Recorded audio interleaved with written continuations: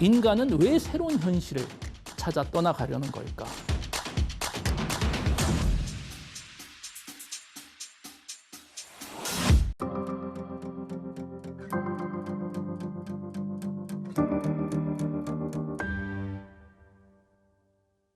네, 안녕하세요. 여러분들과 앞으로 12회에 걸쳐서 메타버스 사피엔스에 대한 주제를 가지고 강연을 하게 될 카이스트에서 김대식입니다. 앞으로 여러분하고 저는 메타버스라는 새로운 세상으로 큰 여정을 한번 떠나볼까 합니다. 메타버스에 대한 이야기는 저희가 최근에 정말 많이 듣고 있죠. 다양한 서비스들이 현재 제공되고 있고 또 메타버스가 미래의 가장 큰 사업이 될 거다. 뭐 이런 이야기들이 많이 돌아다니고 있습니다. 경제, 사업, 그리고 IT 관련 메타버스에 대해서는 많은 훌륭한 분들이 좋은 이야기들을 많이 해주시고 좋은 책들도 이미 많이 나와 있습니다. 제가 여러분들하고 앞으로 12회에 걸쳐서 논의하고 또 여러분들하고 같이 질문을 좀 던져보고 싶은 이야기는 살짝 다른 메타버스 이야기를 해볼까 합니다. 우리가 메타버스라는 개념 자체가 앞으로 미래 인류가 새로운 현실을 찾아서 떠나게 되는 호모사피엔스의 큰 여정이라고 가설을 한다면 여러 가지 질문을 해야 될 게 있겠죠. 도대체 인간은 왜 새로운 현실을 찾아 떠나가려는 걸까?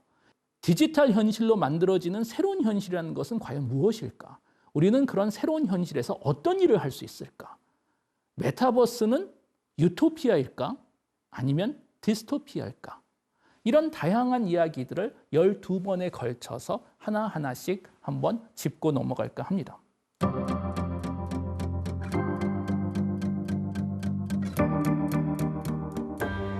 우리 지난 2년 동안 정말 지겨울 정도로 코로나 이야기를 많이 했는데 오늘 또 코로나 이야기를 왜 해야 할까요? 메타버스와 코로나 상황에는 연결성이 하나 있습니다. 인류 역사에서는 아시다시피 여러 번 팬데믹이 있었죠. 팬데믹이 인류 역사에 어떤 영향을 주었을까라고 우리가 곰곰이 고민해 보면 아주 흥미로운 걸 하나 발견할 수 있는데 그건 뭐냐면 분명히 팬데믹 전과 팬데믹 이후의 세상은 항상 달랐습니다.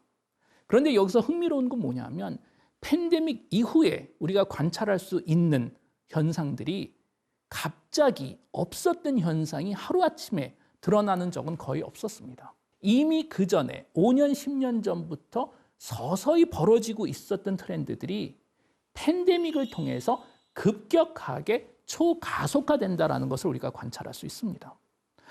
이런 관점에서 보면 우리가 이런 이야기를 해볼 수가 있겠는데요. 어쩌면 21세기의 진정한 시작은 2000년이 아닌 팬데믹이 시작된 2020년이지 않을까.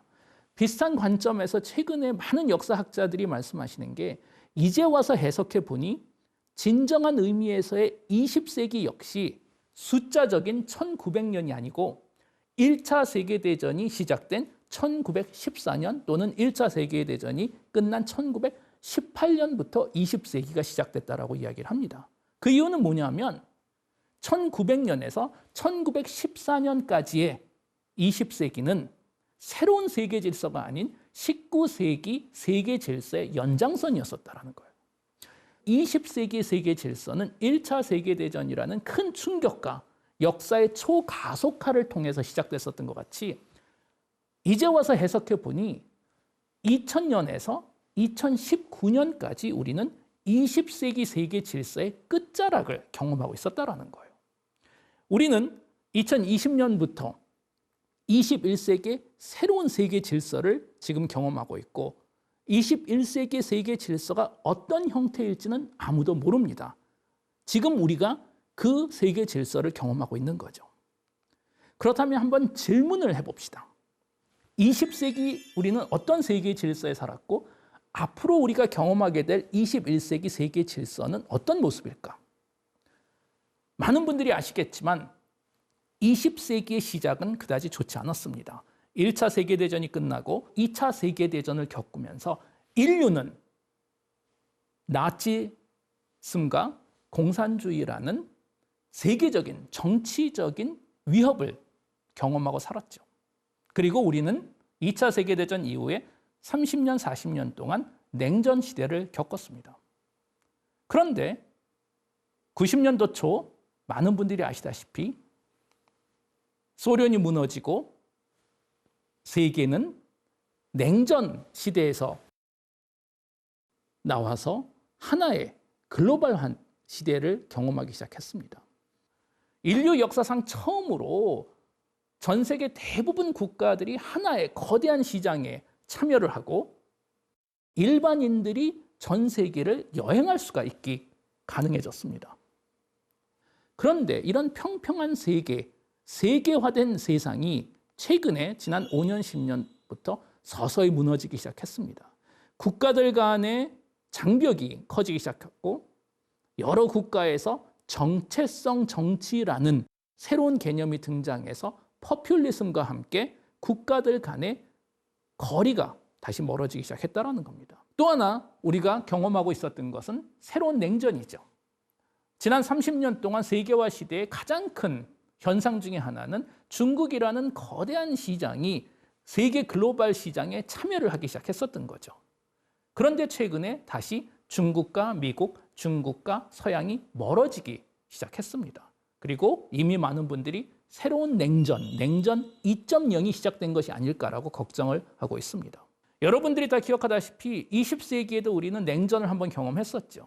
소련과 미국, 소련과 서양의 대립이었습니다. 그런데 지금 와서 생각해 보니 당시 대립, 자본주의와 공산주의의 대립은 어떻게 보면 같은 집안 안에서의 대립이었다고 해석해 볼 수 있겠죠. 공산주의, 자본주의 모두 18세기 유럽 계몽주의의 후속 모델들이었었죠.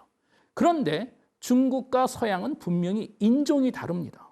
문화권이 다르고 언어가 다르고 민족이 다르고 특히 역사관이 매우 다릅니다.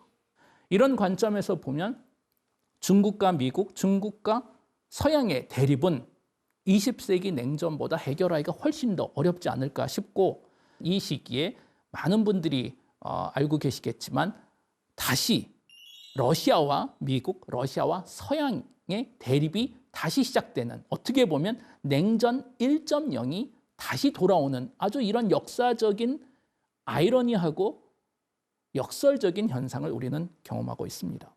제 강연 주제는 분명히 메타버스잖아요. 메타버스에 대한 이야기를 한다라고 하고 왜 세계 질서에 대한 이야기를 이렇게 열심히 하고 있을까요? 이유는 매우 간단합니다.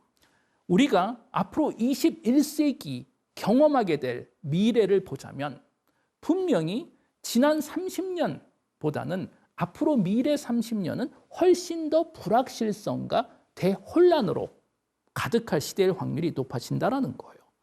제가 방금 말씀드린 탈세계화, 신냉전, 그리고 포퓰리즘을 넘어서 새로운 기술들이 도입되고 있습니다. 인공지능, 메타버스 같은 인류가 한 번도 경험하지 못한 새로운 기술, 그리고 매우 우울한 예측일 수도 있지만 최근 많은 전문가들이 저희가 지난 2년 동안 경험한 코로나 팬데믹 같은 수준의 또는 비슷한 수준의 팬데믹을 앞으로 미래 30년 동안은 5년에 한 번, 10년에 한 번 정도 주기적으로 경험할 수도 있다는 거예요.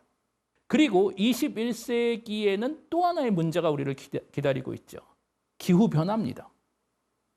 아주 거대한 문제, 그리고 인류 역사상 가장 큰 우리에게 도전장을 던진 문제이기도 한데 기후변화 문제를 우리가 해결하지 못하면 나머지 문제를 해결해도 아무 의미가 없겠죠. 결과적으로 이제 와서 생각해 보니 지난 30년이 인류 역사상 어떻게 보면 가장 편하고 평화롭고 자유로웠던 시대였었다는 거예요. 앞으로 우리가 경험하게 될 미래 30년, 불확실성으로 가득한 미래는 거시적인 역사적인 관점에서 보면 역사가 다시 정상화되는 과정이라고 보실 수 있습니다. 지난 30년은 인류 역사적에서 매우 예외적인 상황이었다는 거예요. 그렇지만 우리 인간은 개인적인 차원에서 우리는 한 번뿐이 살 수 없죠. 그리고 우리가 기억하는 세상은 지난 30년입니다. 그리고 현재 자라고 있는 젊은 친구들, MZ 또는 Z세대, 또 그 후에 알파 세대라고 이야기를 하는데 특히 젊은 세대들이 봤을 때는 이해가 안 가는 거죠. 그들이 알고 있는 그리고 그들의 부모들이 이야기해 준 세상과 앞으로 본인들이 경험해야 될 세상이 너무나 다른 거예요.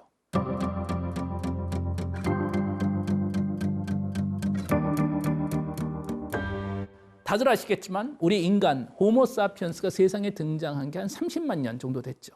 지난 30만 년 동안 우리 인간의 뇌가 본질적으로 그리고 하드웨어적으로 한 번도 변한 적이 없습니다. 다시 말해서 우리 인간의 본능은 여전히 구조적으로 원시 시대 때 문제를 해결하는 방식으로 최적화되어 있다는 거예요. 그리고 진화적인 관점에서 인간을 포함한 대부분 생명체가 문제를 봤을 때 택하는 방법은 본능적으로 둘 중에 하나입니다. 그 문제와 싸워서 해결을 하던가 아니면 도망을 갑니다. Fight or flight 반응이라고 이야기를 합니다. 이런 행동 패턴이 우리 인간에게도 여전히 들어있는데 우리가 짐작해 볼 수 있는 것은 21세기에 인류가 풀어야 될 문제들이 너무나 크다 보니 대부분 사람들은 이 문제들과 싸워서 해결하는 방법보다는 도피하는 방법을, 도망가는 방법을 택하지 않을까라고 저희가 주장해 볼 수 있습니다. 그래서 포스트 코로나 시대에 가속화될 가장 중요한 트렌드 중에 하나는 탈현실화라고 제가 불렀습니다. 우리가 지금 살고 있는 이 현실은 아날로그 현실이죠. 그런데 미래 인류는 이 아날로그 현실 또는 지구에서 도피를 해서 다른 곳으로 도망갈 자리를 찾을 수도 있다는 겁니다. 현재 두 가지 방법이 제한되고 있습니다. 일론 머스크 같은 분은 우리가 다 화성으로 도피를 하자라는 거잖아요. 반대로 제 강연의 주제인 다른 방법이 또 하나 제한되고 있죠. 그건 뭐냐면 현실에서 풀어야 될 문제들이 너무나 크고 사실 풀 수 없는 문제이니 이 아날로그 현실에서 도망을 가서 디지털 현실로 도피를 하자라는 겁니다. 그리고 이런 디지털 현실을 우리는 메타버스라고 부르기로 결정을 내렸습니다. 저희는 지난 2년 동안 메타버스라고 불리는 수많은 서비스들을 이미 경험하고 있죠. 메타버스 현실에서 아름답게 우리가 아바타로 모양을 꾸미고 옷을 구매하고 구두를 사고 백을 사고 자동차 시승을 합니다. 그런데 여기서 흥미로운 게 하나 있지 않나요? 특히 저 같은 또 X세대, 기존 세대가 봤을 때 도저히 이해가 안 가잖아요. 메타버스라는 디지털 현실에서 비싼 돈을 주고 명품 백을 구입을 해도 현실에서 들고 다닐 수가 없는 건데 도대체 이 백이 무슨 가치가 있을까? 그렇지만 MZ 그리고 Z세대들에게는 메타버스 안에서 디지털로 들고 다니는 백이 충분히 수백만 원의 가치가 있다는 거잖아요. 분명히 우리가 이해를 해야 될 현상입니다. 참고로 우리가 조심해야 될 것은 오늘 2022년에 우리가 경험할 수 있는 메타버스는 진정한 메타버스는 아직 아닙니다. 사실 우리는 기술적으로 우리가 상상하는 메타버스를 아직은 만들 수가 없죠. 이런 관점에서 보면 메타버스라는 개념은 한 10년 정도 일찍 시작된 것 같아요. 컴퓨팅 파워도 부족하고 통신 기술도 아직 안 되고 그래픽 기술도 안 되고 그리고 아마 역사가 제대로 정상적으로 흘러갔다면 앞으로 한 10년 동안 우리도 모르게 실리콘밸리에서 IT 기업들 스스로 본인들끼리 메타버스라는 가상현실에 대해서 논의를 하고 시도를 하고 실패하고 또 혁신을 하고 10년, 15년 후 아마 제대로 된 멋있는 메타버스를 공개했었을 겁니다. 이런 관점에서 보면 사실 우리가 지난 2년 동안 코로나 때문에 너무나 고생을 했기 때문에 이런 이야기 하는 것 자체가 이상할 수도 있지만 어떤 관점에서 보면 코로나 팬데믹에 살짝 고마워해야 될 수도 있습니다. 지난 2년 동안 우리가 아날로그 현실에서 사회적인 관계를 갖기 어렵고 회식도 못하고 미팅도 못하고 놀러 다니지도 못하니 우리 일상생활의 상당히 많은 부분을 디지털 세상으로 우리는 이미 이전을 시켰습니다. 메타버스 세상의 미래에 티저를 이미 살짝 경험한 거죠.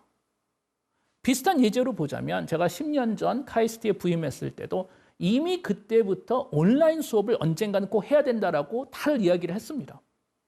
당연히 안 했죠. 대면 수업이 여전히 가능했잖아요.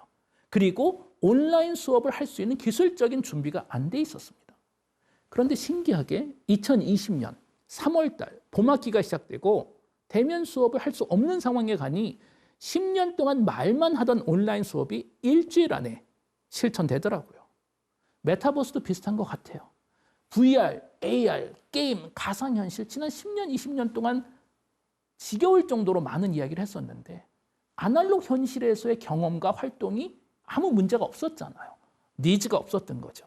그렇지만 팬데믹 덕분에 이제 우리가 디지털 서비스를 사용하기 시작하고 디지털 현실에서 세상을 보내다 보니 니즈가 생기고 니즈가 수요가 있으면 또 혁신이 벌어져서 원래 계획보다 한 10년 정도 일찍 시작된 트렌드이지 않을까라고 상상을 해볼 수가 있습니다.